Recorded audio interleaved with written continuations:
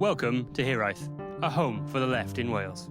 You join us here just straight after we talk to Carrie Harper and Mark Hooper about Plaid Cymru's fortunes for next year's Senedd elections. I'm joined once again by Richard Martin and Kerry Davis. Guys, what did you make of the interview? Yeah, it was interesting. You know, those of us who know Mark Hooper, we know, but we're always going to get an interesting interview. For me, it was the first time I've really come across Carrie, and I thought she was really set the stage for Plaid next year, particularly in Wrecsam, which is going to be one of the Plaid hard areas really to rebuild from, especially where Wrecsam is in the current political climate. But I thought the discussions we had about radicalism, the leadership, where Plaid are going, what's needed, and not just from a Plaid perspective. You know, I think Mark very much goes down that non-partisan route, which goes across a political spectrum. And I think a lot of people can resonate with that. Yeah, I'd be tempted to agree. I think the way that both Carrie and Mark talk about the potential for Plaid Cymru, I think it's always a slightly seductive thing to talk about Plaid Cymru as being the alternative. And there's never been any doubt that over the history, certainly over the history of devolution, a lot of the good ideas that have improved government in Wales have come from Plaid Cymru. The challenge is always getting the actual electoral machine ready, getting the right messaging, the right ideas out, and mixing that with a machine that will actually get people to vote for Plaid in big enough numbers in order to put them into government. And you mentioned this last time we spoke, Matt, that the Labour Party machine in Wales is astoundingly successful about getting people out to vote and getting people to put their name or their cross next to the Labour Party. You know, and it almost doesn't matter what the Labour Party is doing at that particular time. The machine is there to get the vote out. And this is the challenge for Plaid Cymru. There's no shortage of good ideas and no shortage of talents certainly among the Senedd candidates. I mean, I think if you just looked at it on a raw talent basis, the Plaid group in the Senedd has some of the most talented politicians in Wales.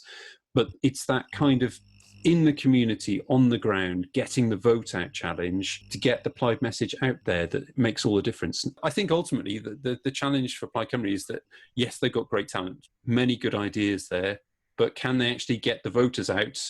And if, you know, the Conservative Party we say this every Assembly or Senedd election as it is now, if the Conservative Party really mobilised their money and their troops, could they make a dent in it?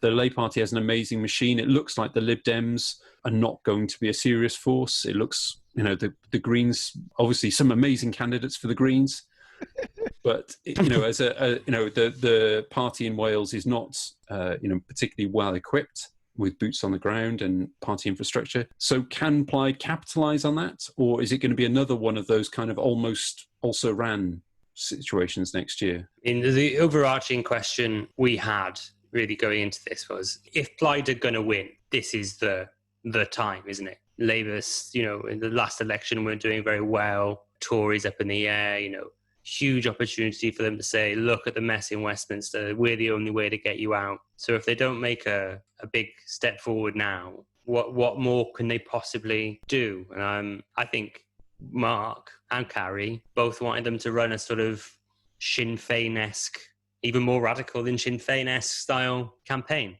Yeah, that if not now, when argument. I mean, I have to say that I have heard that at every single Assembly election since 1999. I mean, it is just a trope at this point. But I think one of the challenges that Plaid have now is that the Welsh Labour group in the Senedd have started to move further away from the idea of a singular United Kingdom than ever before. Ultimately, the test for Plaid Cymru, as it is a test for the SNP in Scotland and even for Sinn Féin in Northern Ireland, is, you know, the idea of pulling people to the point at which they're happy to vote to leave the United Kingdom is a massive thing. And what the offer from the Labour Party in Wales, and actually I think arguably has worked very well in the case of COVID-19, people feel quite happy. You know, a number of people I've seen putting tweets on Twitter or posting on Facebook saying, I'm really pleased that I live in Wales because in Wales we have different rules. And generally speaking, the Labour Party has done a pretty good job of presenting themselves opposed to the route that Boris and the UK government are taking in England. I think you can see that argument about stronger devolution maybe finally starting to win over. Now that everybody knows that devolution exists in a way that they didn't before coronavirus, there's a stronger argument, I think, for the devolutionists within the Labour Party. Of course, the challenge within the Labour Party then is the internal one about the pro-devolution people in the Senedd and perhaps the more anti-devolution or devo-skeptic groups in Parliament in Westminster. It's not as clear-cut as if not now when for Plaid Cymru, because that argument about more autonomy for Wales within the United Kingdom is perhaps strengthened by the last few months. I was being a bit facetious, I must concede. Going back to radicalism, Kerry, do you think that Adam Price is the man to make Plaid Cymru a radical force? Well, that's what next year's election is going to show, really. Is the history there? I'm not so sure, but he's certainly got the team around him who is saying the right things in that direction. But my kind of perspective on Plaid is that, the independence march, what we've just been talking about, the march towards independence, the power, has really been driven in the last few years by Yes Cymru. We've had 20 years of Plaid, but the real momentum and that Plaid are now with has been really driven by an outside organisation that has really had that agenda and really pushed it. And I think that's something that other people in the political spectrum have been able to get behind, but perhaps they wouldn't have done so much with Plaid. So the radicalism in the independence movement hasn't actually come from Plaid, it's come from Yes Cymru. And is that going to be the case in other issues? Mark talked about universal basic income, long-standing Green Party commitment there. So I think we want to see that kind of radicalism come forward. Where is it going to come from? I currently don't see it across the board in many of the personnel in the Welsh parties.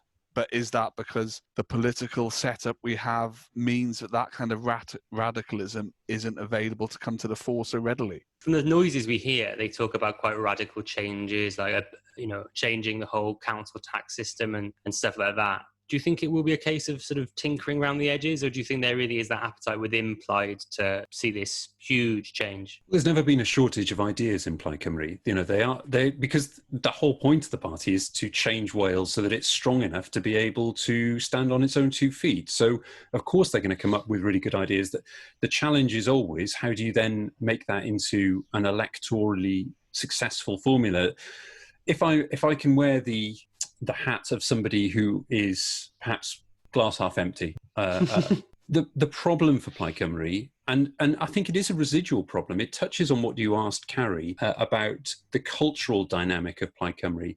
Now, it's always surprised me because this wasn't something that I ever encountered when I was growing up, but this idea of Plaid Cymru being the Welsh language party or the culturally Welsh party, the West and the North, that is so deeply ingrained in people's consciousness. It seems extraordinary to me that it's still there now, but it still is there. And the growth of Yes Cymru is actually, I think, come from people in other parties in other parts of Wales that wouldn't have necessarily associated with that previously.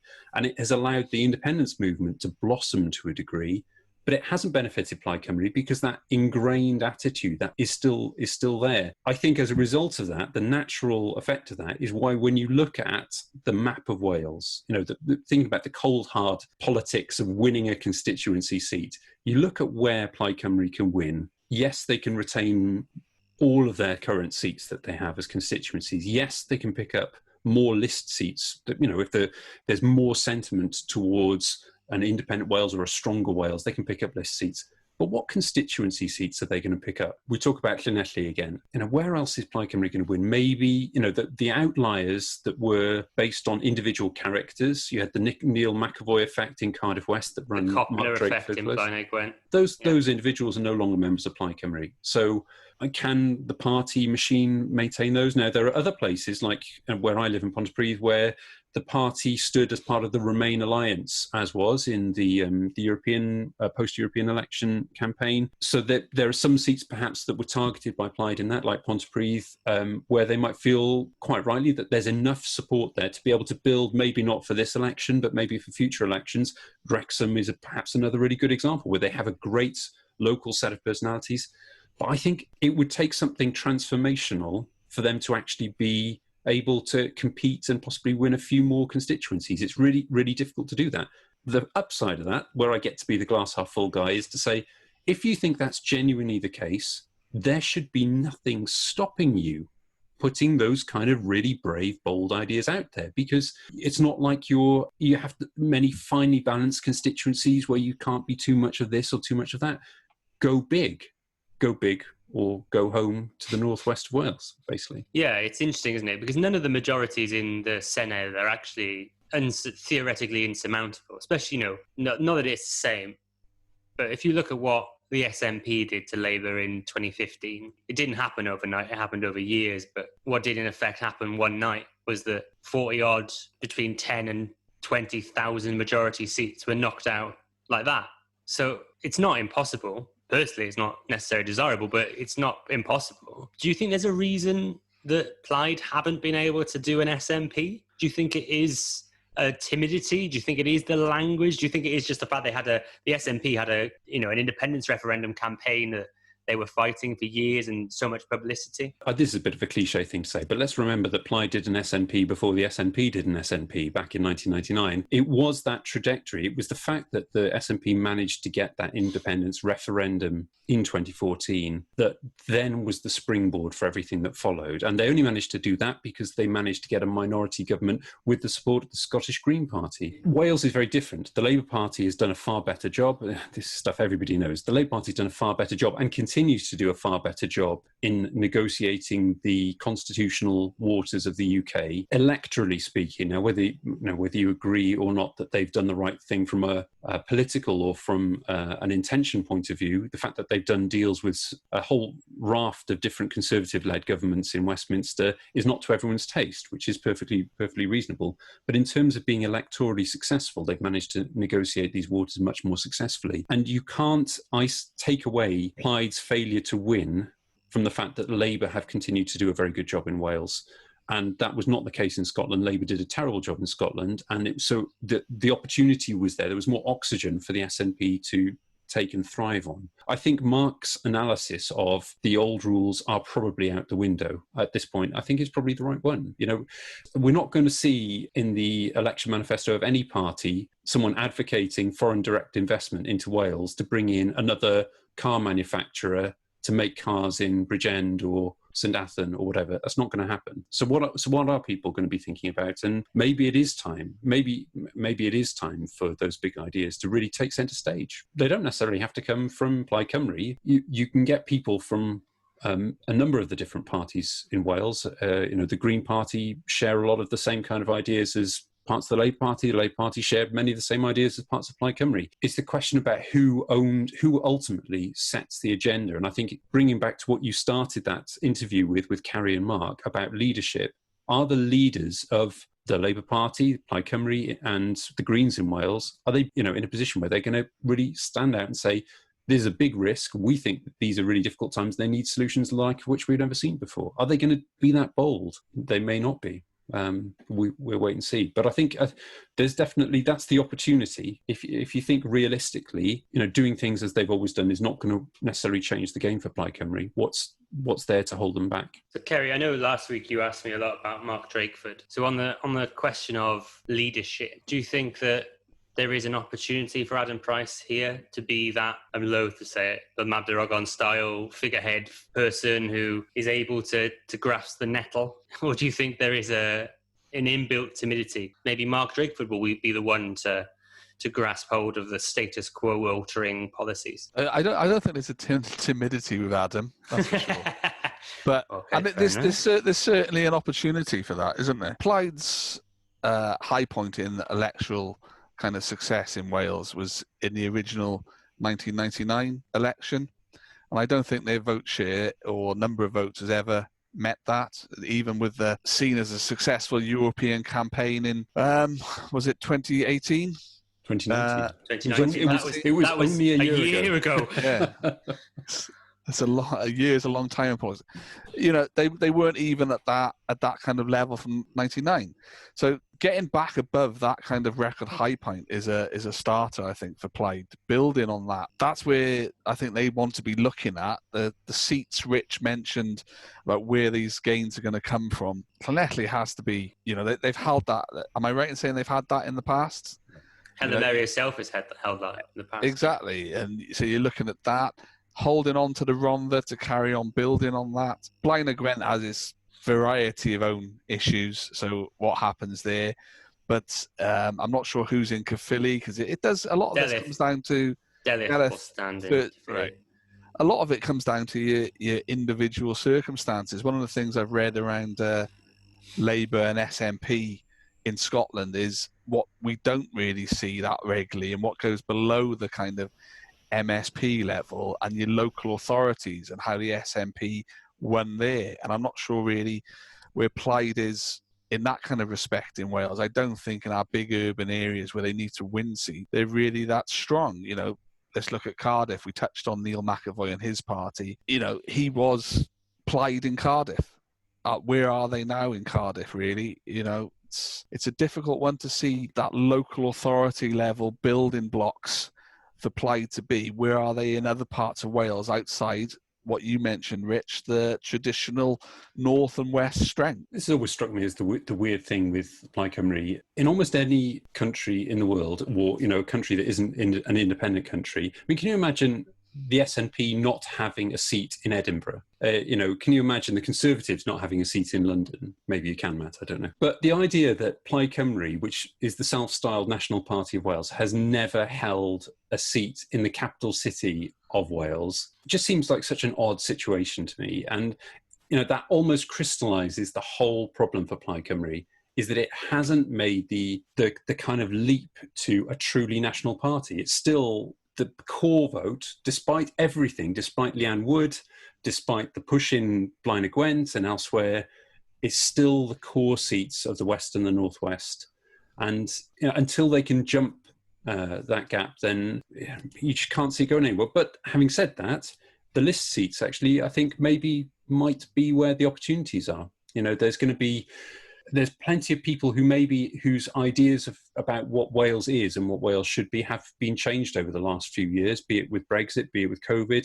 And maybe, you know, even if people still vote for their traditional parties for their constituencies, maybe they might have a little flutter, perhaps, with alternatives, be it the Greens, be it Plaid, or if they're of a very different perspective on the world, there may be other parties out there that they might choose on the list seat. You know, that could be interesting. Do you think then, Leanne, I think, if to me anyway, and I don't know about the rest of you, but Leanne seemed like the perfect person to reach out and win over some of those maybe less than convinced ex-Labour voters or people who had voted Labour historically. I don't know if Adam, although he is from, you know, ex-industrial Carmarthenshire, he doesn't give the impression in the same way as Leanne of being that sort of Valleys figure. But surely she seemed like the best person to win those kind of places. You know, is Adam, I imagine Adam still wants to win those places, but is Adam sort of almost like Plaid saying we want to try and win over Conservative voters as well? I've heard that said by a number of people. I don't buy it for 1 second. I think Leanne was the right person to win the Rhondda. She is of the Rhondda, and you look where her strengths are, and you go up the constituency, there's affection for Leanne up and down the Rhondda right now. The problem, I think, has been that there haven't been enough, you know, similarly minded, quite frankly, similarly hardworking, as Carrie said, and similarly popular people standing in other seats. Some of the most talented people in Plaid Cymru come through, but they may come from Islwyn or Torfaen or wherever, but then they move about and then they end up being somewhere else. And there isn't the sheer depth of numbers that they stay in that constituency. Now, Leanne, I think in that regard, is a bit of a one-off, and maybe Delyth might be another one who comes back to Caerphilly and stands in Caerphilly and does well there. But I don't think Adam is or should pitch himself as a person to win over any particular demographic. I think that the challenge for Adam is to define himself on different terms. And, supporters of his have defined him for a long time as a certain type of person. And I think he actually needs to step out and define what Plaid Cymru is under his leadership, because Plaid Cymru, let's not forget, straddles the same kind of internal coalition challenges as every other political party. The Labour Party stretches from, even in Wales, we have Chris Bryant on one side, and just down the road we have Mike Hedges. We have in Plaid Cymru there is the rural, conservative-leaning rural business people. And then you have Leanne, in the Rhondda, wouldn't be out of place in Labour Party or the Communist Party, frankly. And so I think Adam's challenge is to redefine Plaid Cymru. And in fact, in his own words, to redefine Wales for the 21st century. His success should be measured on that. If I may go with a gut instinct that is based on nothing other than purely casual conversations with people, I don't think there's any way, in any way, shape or form, that the Plaid Cymru group, if it is broadly the same group of people in the Senedd as is now, doing any kind of deal with the Conservative Party. I don't think that Plaid Cymru can do that. And that's not just based on the left-right axis, but you have to look at what the Conservative Party is at the moment, is a British nationalist. There are many people more prominently campaigning for the rollback of devolution than has ever happened before. I just think that that's an incompatible mix, much as I know that there are some people that would like to float that idea. I just don't see it happening. It's interesting because I know, and it's you from a political standpoint, you'd have to look at it and say, no, it doesn't add up. You couldn't imagine a British, what is essentially now an English nationalist party and a Welsh nationalist, which is right-wing economically, and a Welsh nationalist socialist party being able to hobble together any sort of agreement. But is there anything, do you think, that would make Plaid consider it? Do you think like mass devolution of powers, justice, prisons, anything like that? Do you think that would even turn their head a little bit? Well, it won't happen.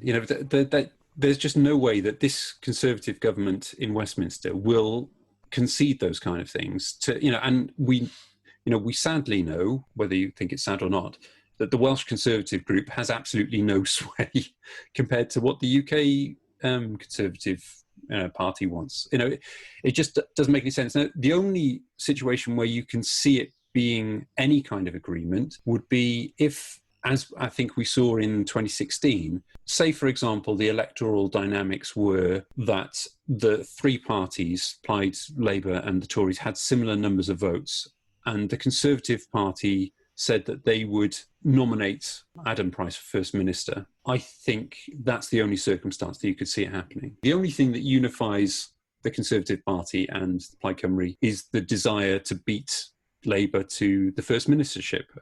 I don't think you would... I just don't think it's tenable that it would work the other way around, because Welsh Conservative Group is just a small offshoot of the UK Conservative Party. Plaid Cymru, its whole thing is that it stands for Wales and Wales on its own 2 feet. So the Welsh Conservative group can absorb the pain in the long term, in the long game, of dislodging Labour to allow Plaid Cymru to have the first ministership for a term, whereas it doesn't work the other way around. Basically, if the Plaid Cymru group nominated Paul Davies for First Minister, it would kill the party.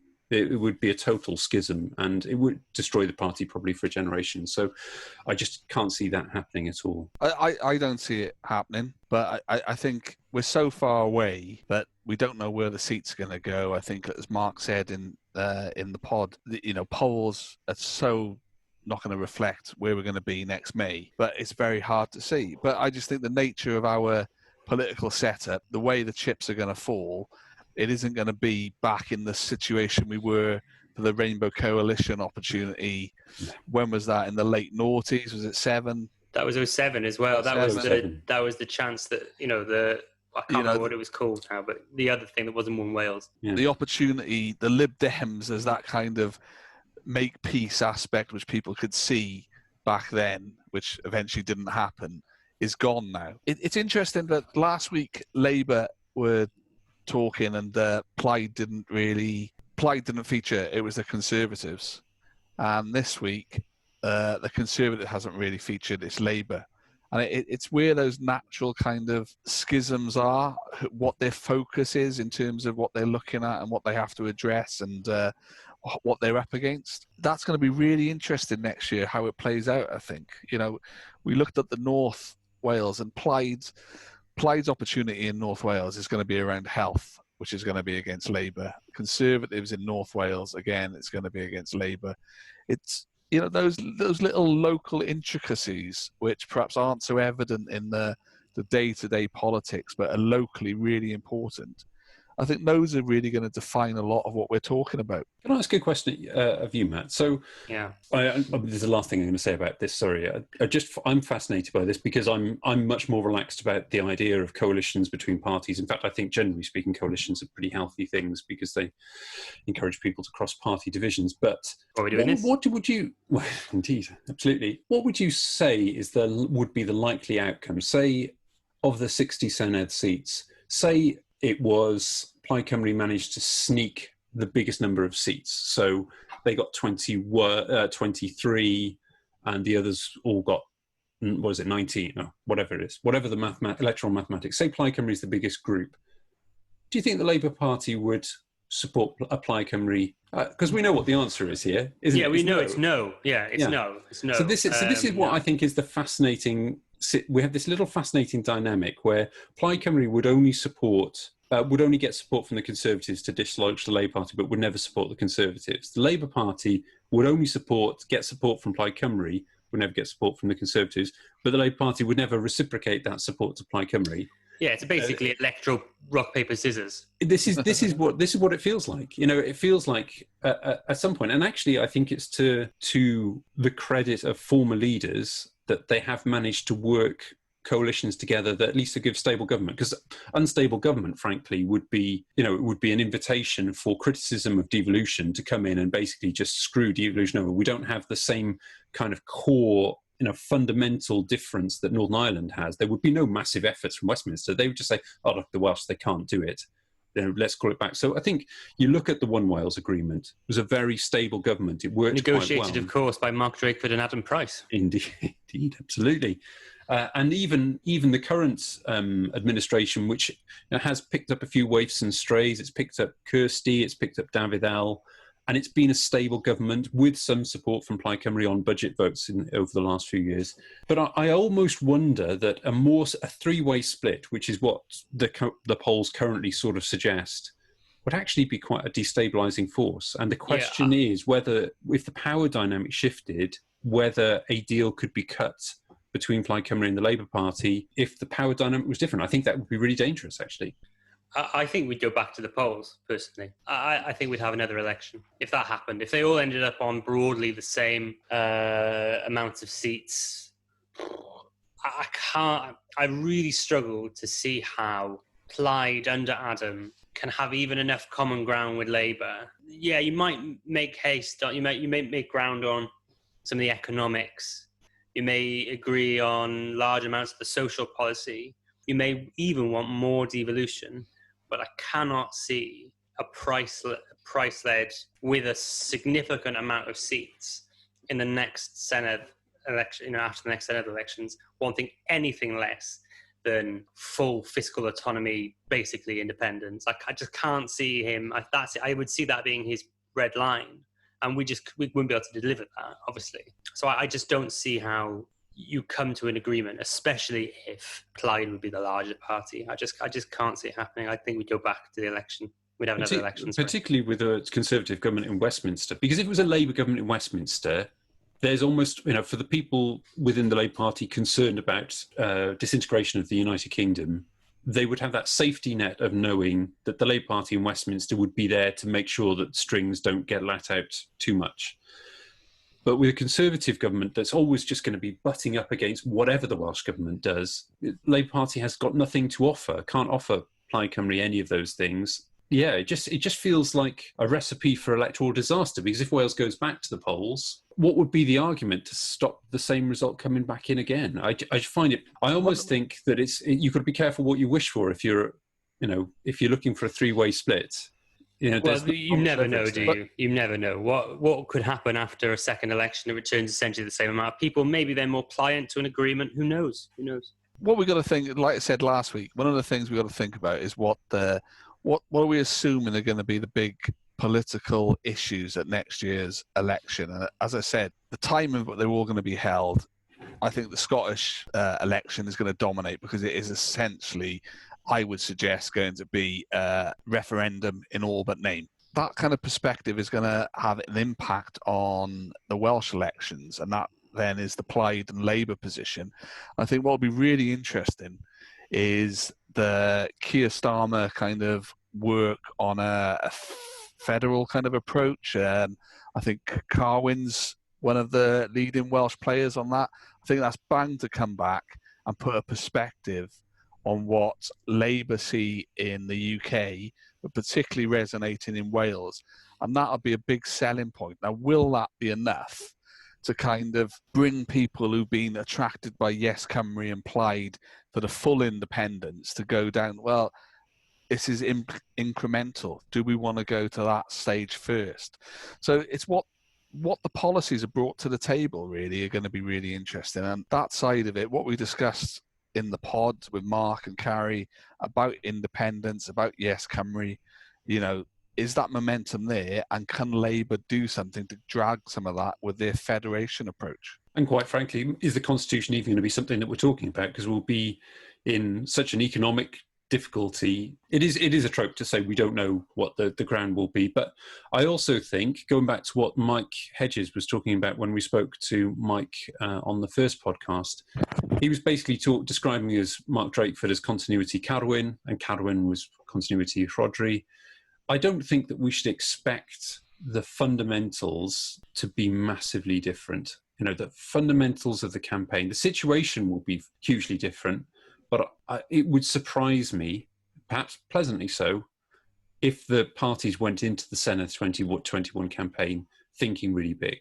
And actually, it would be great if they did, but I would be surprised. I'm not going to make any bets about that. But yeah, I think there certainly will be a hesitance on the part of the Labour Party and the Conservative Party, definitely, to talk about the Constitution if there's a big economic upheaval. You can see Plaid obviously doing it. Is one of their main reasons to be, is to advance the cause of Welsh independence. But it's how they sell that. If they sell it as the key to unlock all the potential economic growth, or if you don't like growth, well-being that could potentially come, then yeah, maybe they can do it. But I think they'll have to read the mood. Obviously, they're going to go in. You see all the Plaid advertising now. It's all about independence. It is so much more on the front foot now about independence than I've ever known it to be. So they're obviously going to make it a large part of their campaign. But will circumstances get to the point where people in May next year have had months and months of economic hardship, and they look at Plaid talking about the Constitution, whether rightly or wrongly, as this economic lever, and don't really understand that or don't really appreciate that? I don't know. Well, it comes down to the messaging at the end of the day. What are the aims and the objectives, and is it for its own sake? And I think this is where Mark's, I keep praising Mark Hooper. This is going to come back to bite me, but I think he's absolutely right. The argument isn't for Plaid Cymru, independence is the end in itself. You achieve independence in order to change the fundamental dynamics of Wales being poor this year, Wales having been poor last year, Wales have been poor for decades as part of the United Kingdom. You seek independence to change the underlying dynamics. The kind of what the economists were saying to me the other day, Wales as part of the UK is essentially being subsidised for impotence. Wales can't do anything, but as a result, it gets a subsidy from the British state. And Mark's argument is to change that, and maybe that will work. I think for everyone, for all of the parties, I think it would be nice if they did compete on the big ideas and think about that. I mean, this is the first Welsh parliamentary election. The idea of the Assembly essentially has been a parliament for some time, but it's the first time it's being perceived as a parliament. It comes after this period of a massive public health crisis where, for the first time, people have realised that Wales has a different setup, has a different government to England, and a lot of people quite like that. And I think it's going to be really interesting, and hopefully it's an exciting one. Thank you to Richard and Kerry for their thoughts tonight after the wonderful pod we've just done with Mark Cooper and Carrie Harper. If you want to hear more about what we're doing at Hiraeth, please follow our blog at HiraethBlogCymru, our Facebook at HiraethBlogCymru, and our Twitter at HiraethBlog. And please subscribe to our podcast, which is available on SoundCloud and all good and evil podcast providers. Thank you for listening to Hiraeth. If you like what you heard, please don't forget to subscribe, rate and review.